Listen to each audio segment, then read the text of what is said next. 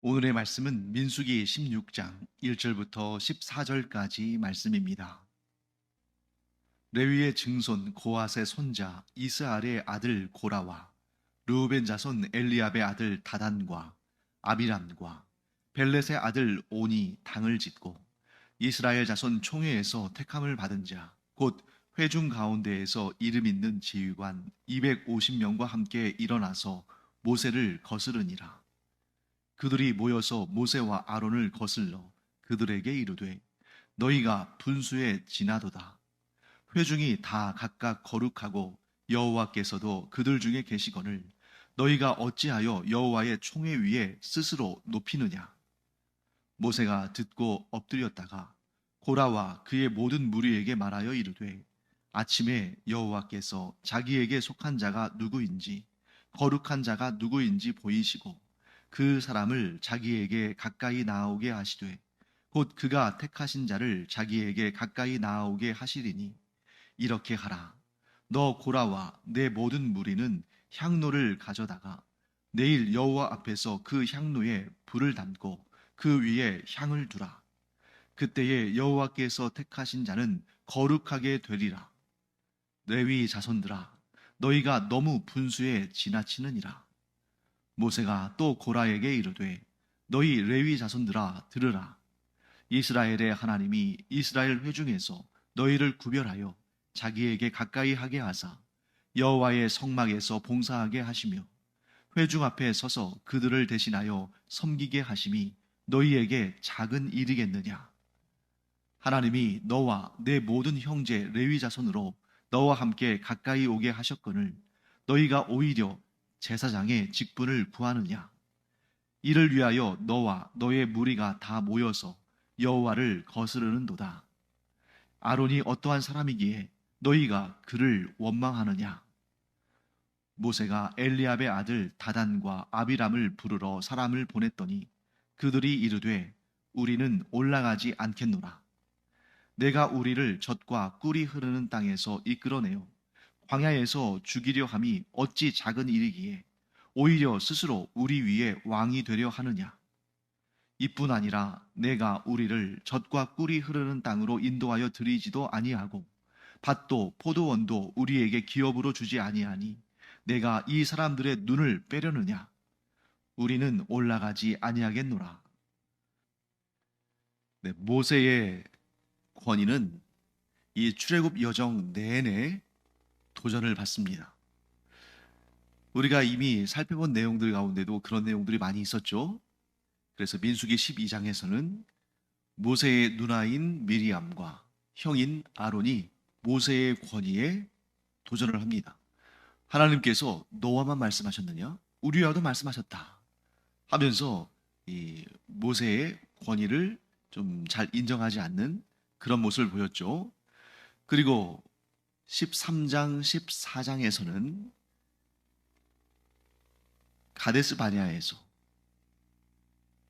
12명의 정탐꾼이 가나안 땅을 정탐하고 돌아왔는데 그 중에 10명의 정탐꾼이 그 땅을 악평하고 이스라엘 백성들 앞에 아주 그들이 정말 두렵게, 그래서 그 땅에 올라가면 다 죽을 것처럼, 그래서 그들이 메뚜기와 같다 하는 그런 얘기를 듣고서는 그들이 모세와 아론을 원망하고 하나님을 또 원망하고 하나님의 뜻에 거역하는 그러한 반역을 또 일으켰죠.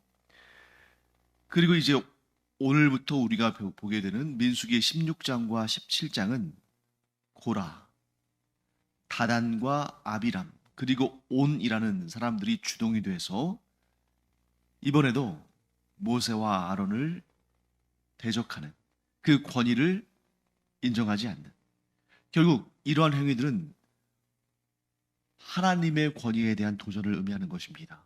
왜냐하면 모세도 아론도 하나님께서 세우셔서 하나님께서 그들을 통해서 일하시거든요. 그런데 모세와 아론을 대적한다는 것은 결국 하나님의 권위에 도전하는 일이다. 그리고 하나님의 권위에 도전하는 자들은 하나님께서 가만 놔두지 않으신다. 왜 그럴까요? 하나님의 권위에 도전하는 것은 곧 영원한 사망으로 가는 길이고 그런 사람들에게 이스라엘 백성들이 오염돼서는 안 되기 때문입니다. 자, 그러면 오늘 이제 구체적인 내용들을 한번 볼까요? 레위 지파 고핫의 후손인 고라라는 사람이 등장합니다. 자, 여기에서 우리가 좀 지식적인 부분들을 좀 알아본다면 레위 지파는 전체가 하나님의 일을 담당할 자들로 성별되었죠. 그래서 하나님께서 그들에게는 땅을 기업으로 주지 않으시지만 하나님께서 그들에게 기업이 되시겠다 하셔서 이 성막 또는 성전에서 이루어지는 그런 하나님을 제사할 때 쓰여지는 그런 예물들 중에 일부를 이 레위인들이 먹고 누릴 수 있도록 하나님께서 그렇게 베풀어 주셨습니다. 그런데 그 중에서도 고핫 자손이라는 거예요. 자, 레위 지파는 크게 세 개의 가문들로 구성이 되는데 하나는 고핫, 다른 하나는 게르손, 나머지 하나는 무랄입니다. 그 중에서 맡은 일들이 다른데 그 중에서 가장 거룩하고 가장 존귀한 일을 담당한 자들이 고핫 자손, 고핫 가문, 그리고 중간이 게르손 가문, 그리고 마지막이 무라리 가문입니다. 더군다나 이 고핫 가문에서 누가 배출되었어요? 모세와 아론, 즉 하나님을 직접 대변하여 보는 이스라엘의 지도자인 모세. 또 이스라엘의 그 영적인 일, 하나님을 제사하는, 하나님께 제사를 드리는 그 일을 담당하는 대제사장. 둘 다 고핫 가문이에요. 그러다 보니까 아마도 이 같은 고핫 가문에 속한 이 고라라는 사람이 불만이 있었던 것입니다. 어떤 불만입니까? 아니, 똑같이 레위 지파에 속하고 똑같이 고핫 가문인데 우리는 성소의 성물들을 옮기고 관리하고 그런 일들만 하고 너희는 이스라엘의 전체의 지도자 그리고 하나님의 거룩한 일을 맡는 대제사장으로서 관리 감독만 하는 너희들은 빛나고 우리들은 이렇게 어두운 가운데에서 힘든 일만 하고 있는데 부당하다는 거예요. 우리도 똑같이 되고 싶다는 거죠. 우리도 같은 레위 지파고 같은 고핫 자손인데 우리도 제사장의 영광을 누리고 싶다 하는 그런 마음이 생긴 것입니다. 그런 교만한 마음이 생긴 거죠. 모세가 말하는 것처럼 너희가 그 레위 지파로서 하나님께서 맡기신 그 귀한 사명을 감당하는 것이 어찌 작은 일이냐. 그런데 이제 제사장의 직분도 내놓으라고 하느냐. 그들의 마음속에 교만한 마음이 자리 잡고 있는 것이죠. 자, 그렇다면 이 고라가 이 레위 지파 사람들을 모아서 반란을 일으킨 것은, 그런 반역한 것은 좀 이해가 됩니다. 왜냐하면 그들이 이제 제사장의 직분을 탐낸 거죠. 레위 지파니까. 자, 거기까지는 이해가 되는데 왜 루벤 지파 사람들과 합세를 했을까? 그래서 오늘 본문의 말씀 보시면 1절 말씀에 레위의 증손, 고핫의 손자, 이스알의 아들 고라와 이렇게 나온 다음에 르벤 자손 엘리압의 아들 다단과 아비람과, 다단과 아비람은 형제지간입니다. 그리고 벨렛의 아들 온. 자, 다단과 아비람 그리고 온이 르벤 지파 사람들이에요. 자, 왜 르벤 지파 사람들과 합세를 했을까? 레위 지파 단독이 아니라 르벤 지파 사람들과 합세를 했을까? 이 레위 지파와 르벤 지파에는 묘한 공통점이 있습니다. 자, 레위인들은 성막에서 하나님을 섬기는 그 거룩한 직분을 맡았지만 모세나 아론의 가문과는 달리 좀 빛나지 않다고 생각한 거예요.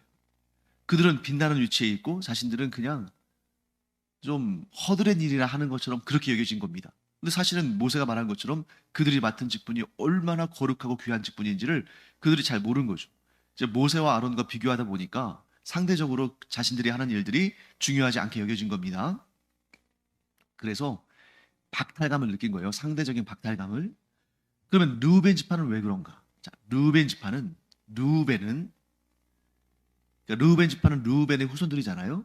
르우벤은 야곱의 12명의 아들들 가운데 장자입니다. 첫 번째 아들이에요. 자, 그런데 지금의 현실을 보면 우리가 지난번에 이제 이스라엘 백성들이 진영을 갖출 때에 가장 선봉에 서는 가장 그 영광스러운 자리에 어떤 지파가 있었습니까? 유다 지파. 그래서 동쪽 진영의 대표가 유다 지파, 남쪽 진영의 대표가 르우벤 지파. 그런데 사실 태어난 순서대로 한다면 동쪽 진영 가장 중요한 선봉대에 가장 선두에 르우벤 지파가 서는 것이 맞죠. 근데 그 자리를 누구에게 뺏겼어요? 유다 지파에게.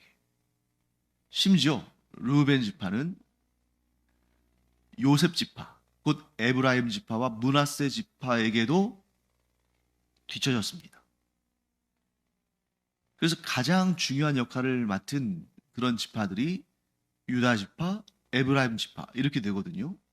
자, 그러니까 혈통상으로는 장자인데 지금 현재 누리고 있는 지위나 이런 부분에 있어서 유다 지파나 에브라임 지파에게 밀려 있으니까 자존심이 상하는 거죠. 그래서 이 두 지파 사람들은 나는 왜 안 돼? 왜 내가 이렇게 서브로 뒷받침해주고 조연 역할을 해야 돼? 우리가 혈통으로 따지면 당연히 주연을 해야 되는데 왜 조연에 머물러야 되지? 하는 그러한 반발심과 그러한 좀 교만한 마음이 생겨난 것입니다. 그래서 모세가 그들을 향해서 뭐라고 하냐면 너희가 분수에 지나도다 이렇게 말하는 겁니다. 그래서 이제 모세가 어떤 처방을 내리냐면 고라에게 이렇게 말합니다. 일단 고라의 말을 들은 다음에 모세가 어떻게 반응하는지를 먼저 보겠습니다. 4절 말씀 보시면 모세가 듣고 엎드렸다가, 자, 여기에도 모세가 누구에게 엎드렸는지, 누구를 향하여 엎드렸는지에 대해서는 나오지 않지만 나오지 않은 이유가 있죠. 너무나도 분명하니까. 자, 모세가 고라의 말을 듣고 그 반역의 말을 듣고 여호와 하나님을 향하여 엎드린 겁니다. 왜? 고라의 말이 하나님께서 분명히 범죄, 죄악이라고 하실 것이기 때문에. 그래서 이 고라와 그로 인해서 해를 입을 이스라엘 백성들의 일을 생각하니까 두려워서 여호와 하나님 앞에 엎드려서 대신, 즉 이스라엘 백성들을 대표해서 사죄하는 거죠. 그리고 하나님의 은혜를 구하는 것입니다. 자, 그 다음에 이렇게 명합니다.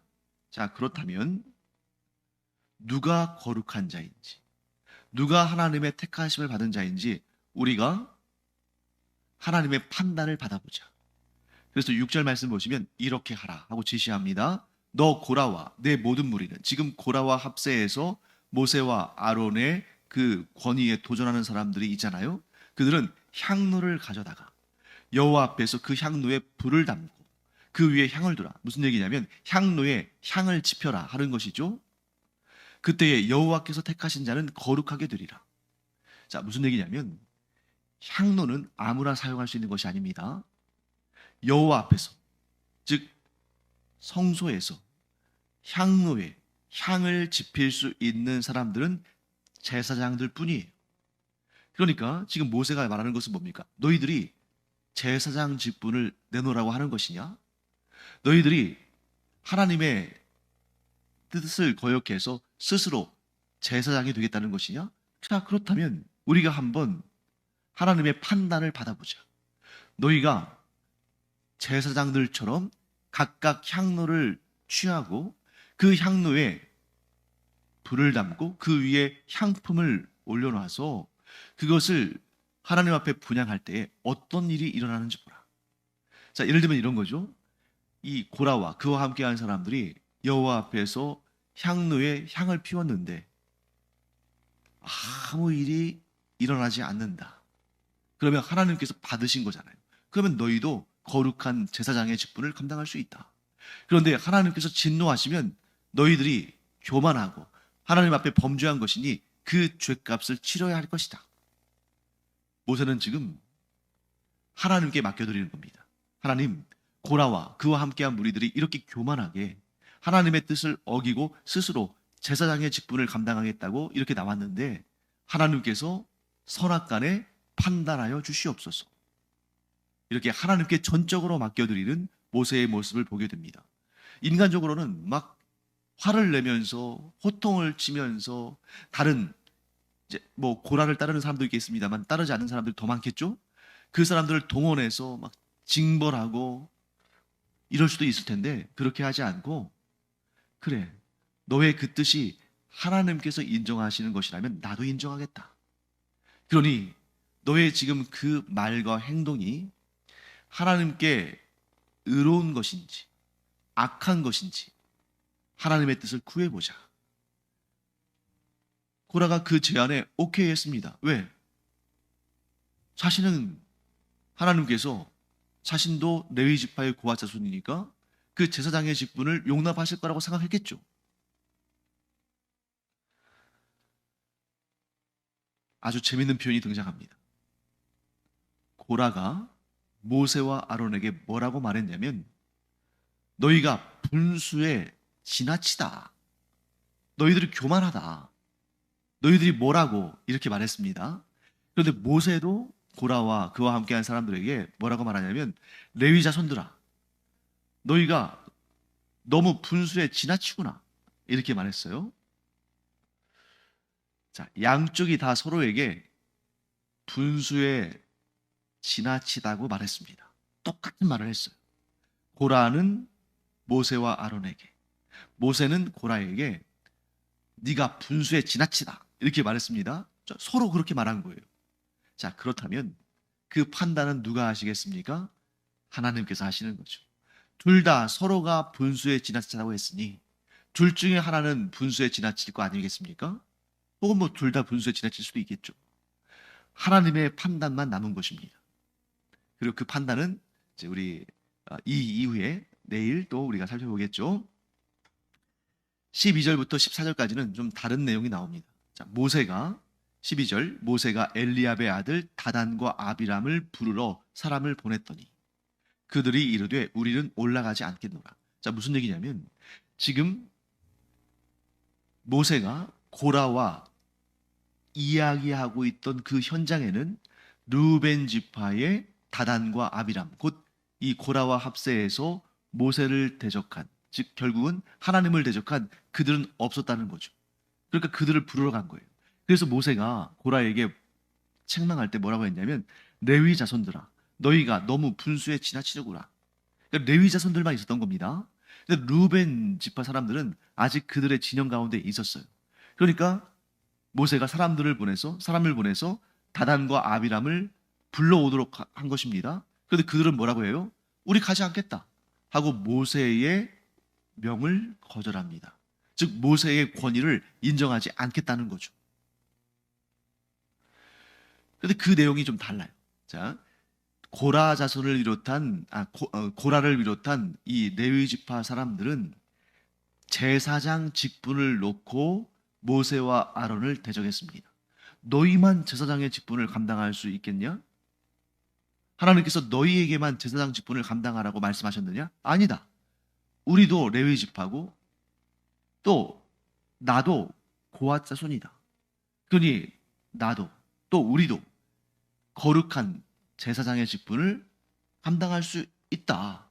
그런데 왜 그것을 막느냐 하고 따져 물었다면 이 르우벤 지파 사람들은 뭐라고 말하냐면 이렇게 말합니다. 13절 말씀 내가 우리를 젖과 꿀이 흐르는 땅에서 이끌어내요 광야에서 죽이려 함이 어찌 작은 일이기에 오히려 스스로 우리 위에 왕이 되려 하느냐.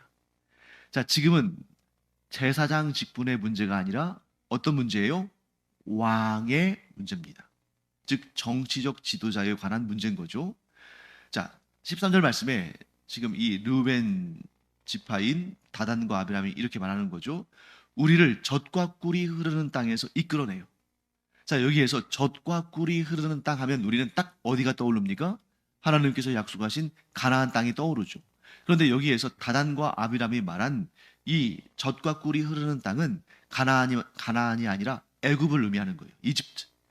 네가 이 애굽에서 젖과 꿀이 흐르는 땅인 애굽에서 잘 먹고 잘 살던 우리를 이렇게 광야로 끌어낸 것도 큰 죄인데, 더군다나 우리를 이 광야에서 죽이려 하는 것은 얼마나 큰 죄냐.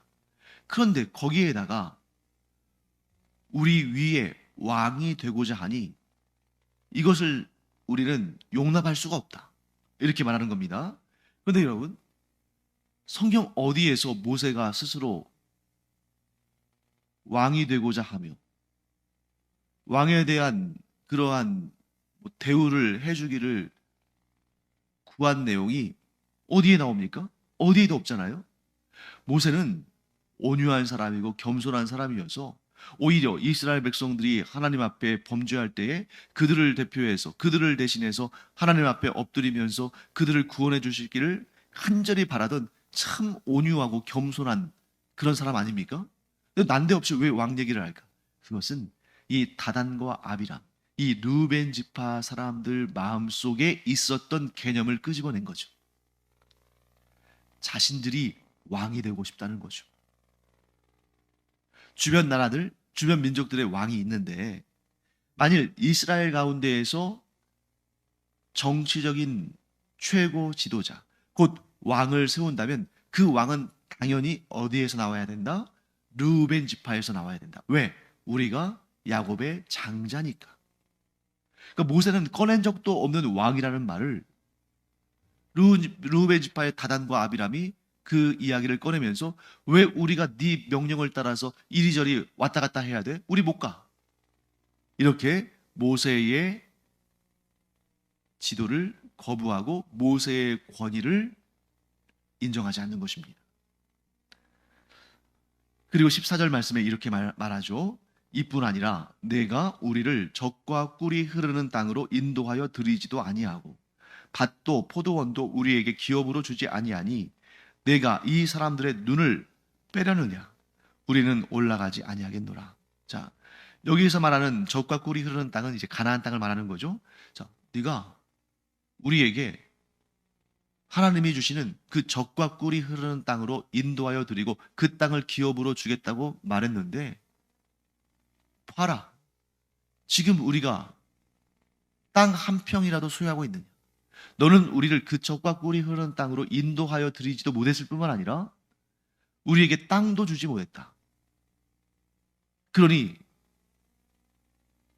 너는 우리의 지도자가 될 자격이 없다. 자, 그러면서 이런 표현을 하죠. 내가 이 사람들은 이스라엘 사람들이겠죠. 이 사람들의 눈을 빼려느냐. 자, 눈을 뺀다. 눈을 뺀다는 게 무슨 의미일까요? 네, 이것은 이 이스라엘 사람들의 관용적인 표현인데, 눈을 빼다, 우리말에도 비슷한 표현들이 있죠. 예를 들면 눈을 속이다, 눈속임하다. 그러니까 네가 그런 감언이설로 말은 번지르게 해서 우리의 기대감을 이렇게 쭉 높여놓고 사실은 우리의 눈을 속이고 우리를 기만하고 우리에게 사기치는 거 아니냐, 우리를 속이려는 거 아니냐. 그러니 나는 너의 말을 듣지 않겠다, 나는 올라가지 않겠다, 이렇게 말하는 것이죠. 자, 문제는 어디에 있습니까? 문제는 모세 개인에게 있는 것이 아닙니다. 모세가 지금 지니고 있는 그 지위, 즉 지도자의 그 자리는 모세가 스스로 원해서 된 것도 아니고, 우리가 잘 알지 않습니까? 모세는 얼마나 그 자리에서 벗어나기 위해서 애썼습니까? 하나님의 부르심에 응답하지 않으려고 버텼어요. 그런데 하나님께서 강권하셔서 그를 세우신 거죠. 그렇기 때문에 모세의 지위는 모세가 원한 것도 아니고 모세가 스스로 취득한 것도 아닙니다. 그 권위는 하나님께서 주신 거예요. 그렇기 때문에 모세의 권위에 도전한다는 것은 하나님의 권위에 도전한다는 것이고, 하나님의 권위에 도전한 자는 하나님께서 반드시 심판하신다. 왜? 그들을 심판하지 않으면 나머지 이스라엘 백성들도 모두 하나님의 심판을 받을 수밖에 없고, 그러면 하나님의 구원 계획에 결정적인 문제가 생기기 때문에 하나님께서는 하나님의 그 구원 계획을 이루시기 위해서라도 이스라엘 백성들을 보존하셨고, 이스라엘 백성들을 보존하기 위해서는 하나님의 권위에 도전함으로 이스라엘 백성들을 오염시킬 만한 그러한 사람들을 제거해 나가시는 겁니다. 그 과정이 이제 고라와 다단과 아비람에 대한 하나님의 진노가 임하는 것이죠. 자, 그 내용을 우리가 또 내일 살펴보도록 하겠습니다. 기도하겠습니다. 하나님, 하나님의 권위를 인정하지 않는 것은 곧 영원한 심판에 넘겨지는 일이라는 사실을 저희들이 성경을 통해서 배웁니다. 저희들이 평생토록, 아니 영원토록 하나님만을 섬기며 하나님을 대적하지 않으며 하나님의 권위를 깎아내리지 않으며 온전히 하나님의 말씀에 순종하는 하나님의 백성이요 하나님의 자녀들이 되기를 원합니다. 저희들의 연약함을 아시오니 성령께서 저희를 감화시켜 주셔서 교만치 않게 하여 주시옵시고 끝까지 믿음을 지키며 하나님의 다스리심에 순종하는 저희들 되게 하여 주시옵소서. 감사드리며 예수님의 이름으로 축복하며 기도합니다. 아멘. 기도하는 시간입니다. 이 기도의 시간에 우리가 하나님의 뜻에 내 자신을 더욱 쳐서 복종시키고 하나님의 권위에 순종하고 하나님의 말씀에 기쁨으로 따름으로 이런 고라와 같은 길이 아니라, 고라와 다단과 아비람과 같은 길이 아니라 모세가 행한 것처럼, 다윗이 그랬던 것처럼 하나님 말씀을 따름으로 순종함으로 하나님께 주시는 놀라운 은혜와 복을 차고 넘치도록 얻게 되는 우리 모두가 되기를 축원합니다. 기도하겠습니다.